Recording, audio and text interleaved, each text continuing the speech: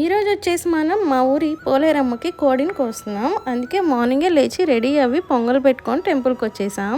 So hello అందరికీ, ఈరోజు మనం పోలేరం తిరునాళ్ళకి సంబంధించి 2 వీడియోస్ పోస్ట్ చేశాను కదా. ఇంకా చూడకపోతే ఎవరైనా వెంటనే మన ఛానల్లోకి వెళ్ళి చెక్ చేసేయండి. చూసారు కదా ఎంత క్రౌడ్ ఉన్నారో. ఇక మనం కూడా మొక్కేసి ప్రదక్షిణ చేసేయాలి. అలా ప్రదక్షిణలు చేస్తుంటే ఇక్కడ కొంతమంది పోలేరమ్మ కోసం వేప మండలు పట్టుకొని ఆడుతున్నారు.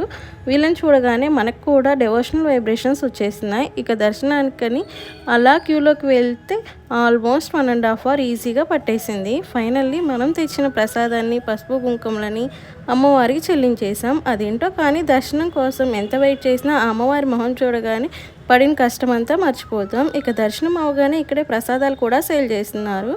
ఇంతలో మన చిన్ను కూడా మన బుజ్జికోడిని బలిచ్చేశారు. ఇంక వెంటనే రిటర్న్ స్టార్ట్ అయిపోయాం. దారిలో ఆగి ప్రసాదం తింటున్నాము.